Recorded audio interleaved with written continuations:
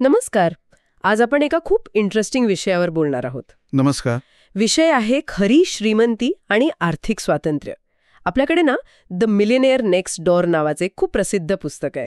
त्यावर आधारित काही माहिती आहे. हो, हे पुस्तक म्हणजे अशा लोकांबद्दल आहे जे काही लॉटरी वगैरे न जिंकता किंवा मोठे पगार नसताना सुद्धा करोडपती बनले. बरोबर. तर आजचं आपल्या चर्चेतून आपल्याला यातले महत्वाचे मुद्दे आणि काही आश्चर्यकारक गोष्टी समोर आणायच्या आहेत. हां, कारण अनेकांना काय वाटतं की करोडपती म्हणजे एकदम महागड्या गाड्या, मोठे बंगले. हो ना. पण संशोधनातून जे समोर आलंय ते खूप वेगळं आहे. म्हणजे खरं तर बहुतेक करोडपती अगदी आपल्यासारखेच दिसतात. ते काही दिखावा करत नाहीत. अगदी अगदी. खरी श्रीमंती ही काही आपण काय दाखवतो यात नसते, तर आपण आपले आर्थिक निर्णय कसे घेतो यात असते. या संशोधनात एक गोष्ट तर अगदी स्पष्ट झालीय की अनेक करोडपती मध्यमवर्गीय वस्तीतच राहतात. हो, आणि गाड्या पण जुन्या वापरतात, अनेक वर्ष जुन्या. कपडे अगदी साधे. विचार करा, म्हणजे उदाहरणार्थ जास्त पगार असूनही एखादा राकेश असेल, तो महागड्या वस्तूंच्या हप्त्यांमुळे कर्जात बुडालेला असू शकतो. बरोबर.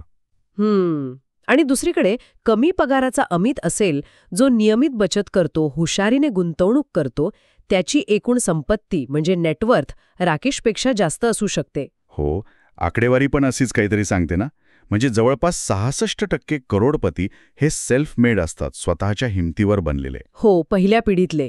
आणि यातली खरी गंमत आहे ना, ती कमाईपेक्षा खर्चावर नियंत्रण ठेवण्यात आहे, म्हणजे मितव्ययिता. अगदी.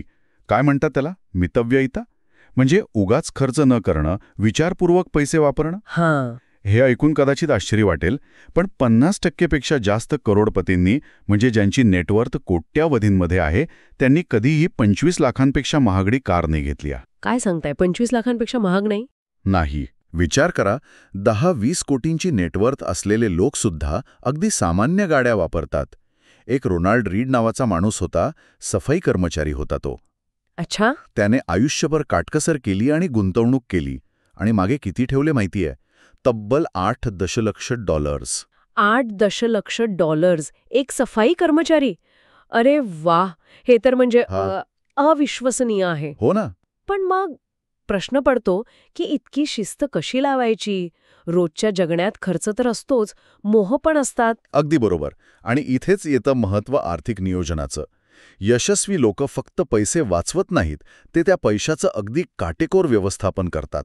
म्हणजे नक्की काय करतात ते? ते काय करतात? प्रत्येक खर्चाचा हिशोब ठेवतात. अगदी लहान वाटणाऱ्या खर्चाचं सुद्धा. एक लिखित बजेट तयार करतात. अच्छा, लिहून काढतात सगळं? हो, आणि मग त्यानुसारच खर्च, बचत, गुंतवणूक करतात. आणि महत्त्वाचं म्हणजे ते फक्त आजचा नाही विचार करत, दीर्घकालीन ध्येय ठरवतात. मुलांचं शिक्षण, स्वतःचं घर, निवृत्ती.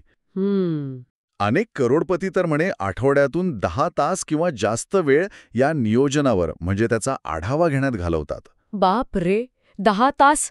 म्हणजे केवळ खर्च कमी करणं नाही, तर पैशाला एक योग्य दिशा देणं महत्वाचं आहे. अगदी. आणि याच संदर्भात मग तो मुद्दा येतो की गरजा आणि दिखावा यातला फरक ओळखणं. बरोबर, जसं तुम्ही गाडीचं उदाहरण दिलं. नक्कीच. जवळपास 80% करोडपती वापरलेल्या गाड्यांमध्ये सेकंड हँड गाड्यांना प्राधान्य देतात. अच्छा. याचं कारण अगदी साधं आहे. नवीन गाडी शोरूममधनं बाहेर पडली की तिची किंमत कमी व्हायला लागते. डिप्रिशिएशन ज्याला म्हणतात. बरोबर. महागडी गाडी काही तुमचं उत्पन्न वाढवत नाही. उलट तिचा मेंटेनन्स खर्च, कर्जाचं ओझं याने आर्थिक गुलामगिरी वाढते. आणि हाच विचार मुलांपर्यंत पोचवणं खूप गरजेचं आहे. त्यांना नुसते पैसे देत राहण्याऐवजी पैसे कसे कमवावेत, कसे वाचवावेत, कसे वाढवावेत हे शिकवलं पाहिजे. हो, ती म्हण आहे ना, मासे खायला देण्यापेक्षा मासे पकडायला शिकवा. अगदी तसंच. खरी संपत्ती ही पैशांची नाहीये, तर ती योग्य विचारसरणी आणि सवयींची आहे. म्हणजे थोडक्यात काय? नोकरी आपल्याला जगायला मदत करते, उत्पन्न देते. पण खरी संपत्ती आपल्याला स्वातंत्र्य देते. हो. शाळेत आपल्याला नेहमी चांगली नोकरी कशी मिळवायची यावर भर दिला जातो. पण फक्त पगारावर अवलंबून राहून चालत नाही. नाही चालत. पगारासोबत उत्पन्नाचे दुसरे मार्ग तयार करायला हवेत. म्हणजे एखादा व्यवसाय असेल किंवा गुंतवणूक असेल, जे तुम्ही सक्रिय काम करत नसतानाही तुमच्यासाठी पैसे कमवतील. बरोबर. एक गोष्ट लक्षात घ्या, 80% करोडपती हे पहिल्या पिढीची असतात. त्यांना काही वारसा हक्काने संपत्ती मिळालेली नसते. अच्छा. त्यांनी साधं राहणीमान ठेवून बचत आणि गुंतवणुकीच्या जोरावर संपत्ती निर्माण केली आहे. आहा. त्यामुळे नोकरीतून जे उत्पन्न मिळतंय ना, हं, त्याचा उपयोग केवळ लाईफस्टाईल सुधारण्यासाठी नाही करायचा, हं. तर आर्थिक स्वातंत्र्य मिळवण्यासाठी, मालमत्ता तयार करण्यासाठी करायचा. तर या सगळ्या चर्चेचा आपण निष्कर्ष काढायचा झाला तर खरी श्रीमंती ही बँक बॅलन्स किंवा महागड्या वस्तूंमध्ये दिसत नाही. अजिबात नाही. ती आहे विचारसरणीमध्ये, आर्थिक शिस्तीमध्ये, बचत आणि गुंतवणुकीच्या सवयींमध्ये. हं, केवळ जास्त कमवणं पुरेसं नाहीये, तर कमावलेल्या पैशाचं योग्य व्यवस्थापन करून ते वाढवणं हे महत्वाचं आहे.